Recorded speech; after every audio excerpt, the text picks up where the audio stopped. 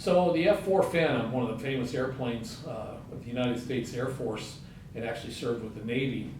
And here on Lancaster Boulevard, we've been blessed to have an F-4 look over our Aerospace Walk of Fame here on the boulevard. The F-4, built by McDonnell Douglas back in St. Louis, is one of the most heavily produced supersonic aircraft of all time. And we're very blessed to have this here, and especially for me as a hometown boy, because I grew up to be in the Air Force, and we had the F-4s all the time, and we just took them for granted. And in the later years and stuff, when they started to thin the ranks out in the numbers, they went over to flight test at Edwards Air Force Base, and they became a great chase plane because the two-seat configuration, you could have your back seater and your front seater. And so it's really nice to see that this F-4 made its way down here to Lancaster Boulevard.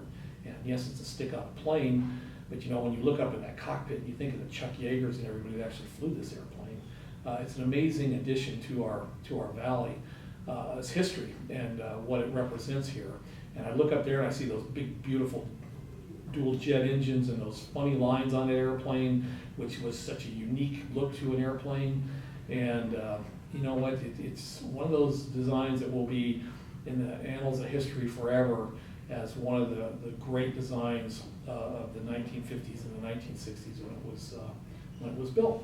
So we are really glad to have this here, and once again, what a great representation from Edwards Air Force Base, and to represent our Aerospace Valley and the history that we have here when it comes to flight test, and perfect tribute to all the pilots that are living here on Lancaster Boulevard in the Aerospace Walk of Fame. Here we are at the hangar in Lancaster, California, and every person that comes to the baseball game is greeted by this beautiful F-18 Hornet here as they come into the ballpark. And I always love to look up and see a NASA airplane, because the Antelope Valley is all about NASA and flight tests. And one of the great things about the F-18 is long storied Navy aircraft that served us well, carrier base. I look up at this airplane and I think, oh man, I wonder how many carrier landings this thing made, stuff. And now we get the pleasure of actually walking underneath of it and stuff as we entertain ourselves, looking up there and thinking of the service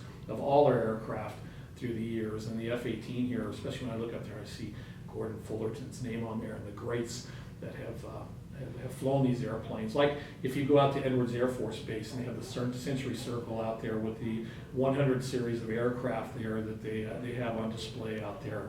And then we have Joe Davies Park in Palmdale and Blackbird Park there, where you walk around and you look at aircraft in static, and you can dream of them, when they were back in the day when they were actually flying and serving our country.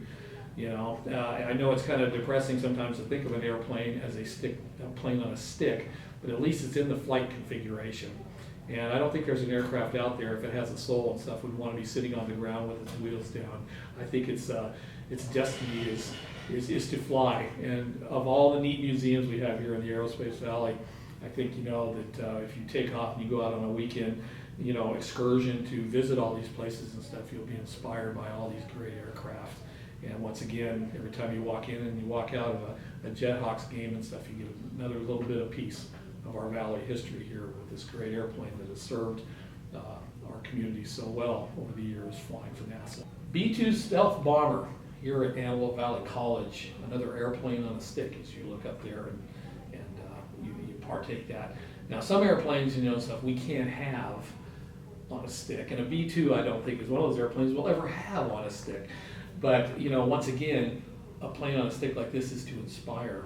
Well, nothing can inspire more than the B-2, which was designed and conceived a lot here in the Antelope Valley, starting back with Jack Northrop back in the 1940s with the N9M, the XB, the YB-49, the XB-35, which was the predecessor to the B-2 that you see up here on this post.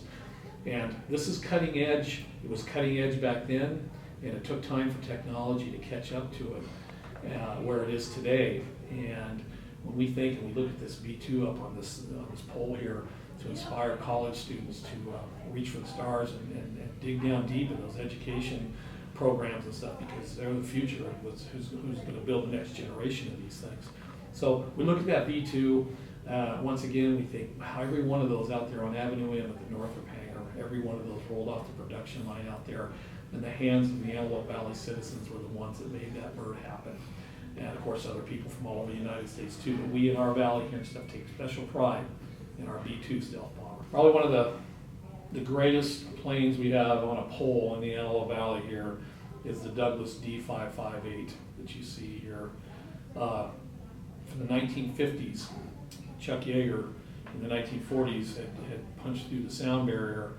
The next step was who was going to go Mach 2. Well, that was Scott Crossfield in the D558. And the D558 we have here is only one of three that exist. There's this one, there's the one at Plains of Fame in Chino, California, and there's the other one that's hanging in the Smithsonian right next to the X1 because it was positioned on the ladder of technology as we push forward, stuff to greater things in the upper atmosphere. So I look at this plane and, it's been sitting here since 1962, and we think of its glory days when we had people like Joe Walker, Scott Crossfield, Marion Carl, the test pilots that were legendary, have all sat in that cockpit up there. And we were even reminiscing here and stuff, looking at design modifications out here that were done not on a drafting table, but on a workbench, because technology was moving with the input of not only the guys that engineered and drew the plane, but also in the shops where they built the airplanes. And so once again, this is a very, very famous and a very cherished part of our aerospace history here in the Antelope Valley. And I recommend that, anytime you get a chance, come out to the college and take a walk around an airplane with this much history, and look it up on the internet or whatever it takes, the D558 dash series, and you'll see just what a miraculous airplane this was. And you look up at that cockpit and you think like, wow, hung under the belly of a B-29, basically being dropped and hitting a button that would send you into the stratosphere. What a ride. That must have been something that, once again, we commoners could never understand, but boy, those test pilots got to live it on a daily basis. So another classic design airplane that came from our historic aerospace valley. I'm Bob Alvis, kind of like an Antelope Valley local historian and an aerospace wingnut, and love everything that flies.